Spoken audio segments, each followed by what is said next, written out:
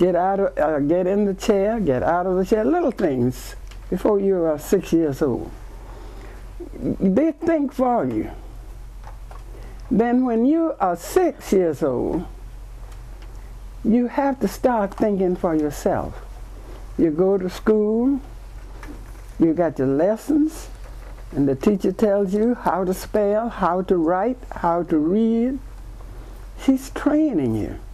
And you know what this reminds me of? When you plant that seed.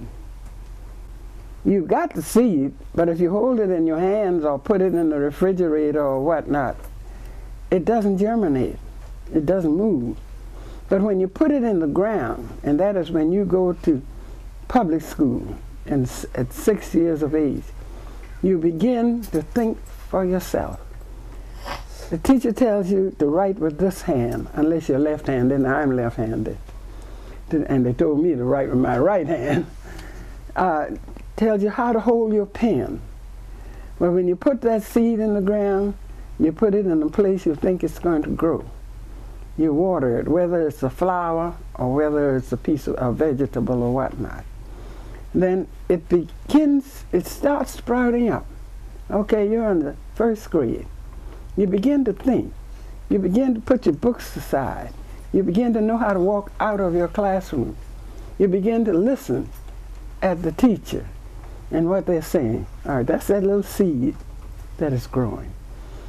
And when it gets above the ground, it's so tender. It is so tender that if you're going to water it, you're not going to take the hose or the hose or whatever way you're going to water it and put the water right on it, because you might bruise it. And you see your mind, this is your mind now. You will bruise your mind unless you listen to those people who are trying to help you and trying to bring you up. When you get into the middle school, then that's the time that you are getting a little stronger mentally.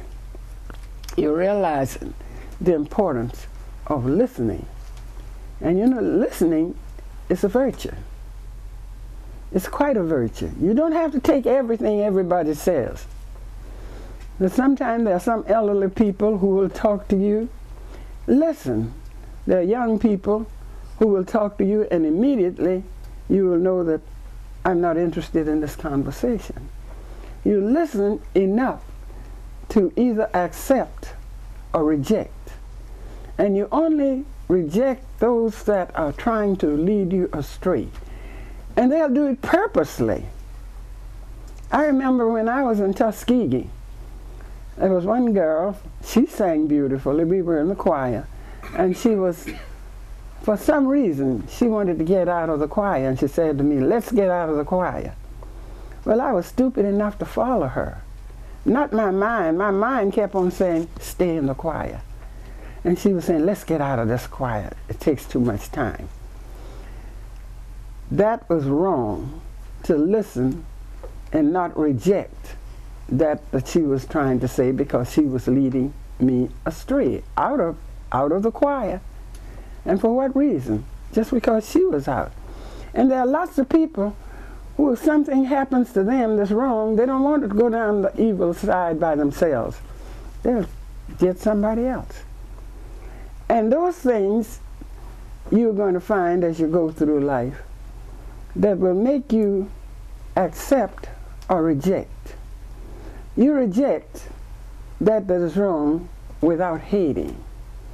And you know, there are two things that are so important as we live. And as I'm going to tell you that you don't ever stop learning. As long as you live, you're going to find that there's something. As I said, you're here for that purpose, and whatever it is that you want to do in life, you can do it. Just don't get off of the path that is straight. And I told my minister the other day, I said, you know, the funny thing, when I came along, the minister preached heaven. Heaven is a beautiful place. And nobody has been there and come back. But in those days, they used to say, yes, But you have to go the straight and narrow path. You've got to live because you're sending up your timber to heaven each day. So you'll have to do the right thing. And you're paving the way to heaven. And then he turned around and he said, hell, you can live in heaven here, or you can live in hell. When you think of these people who deal with drugs, and I'm very much concerned because so many of our young people fall in that slot and can't get out. And it's purposely done because they're trying to do away with our young people, particularly our boys. And anytime they get your mind, you see, you have heard of zombies. Zombies are those who can be used. And that's what drugs do to us. And here's somebody who's dealing with drugs. Well, he's already gone mentally because he's destroying other people. And when you destroy other people, you're on your way to hell. And if hell is all of that, I don't want to go.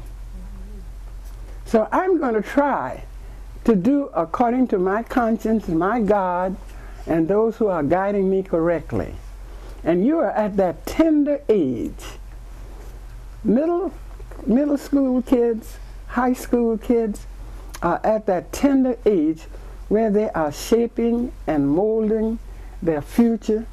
So when they get out of school, they are able to go wherever they have prepared themselves, and you're happy if you achieve what you want to achieve without cheating somebody or without taking advantage of somebody.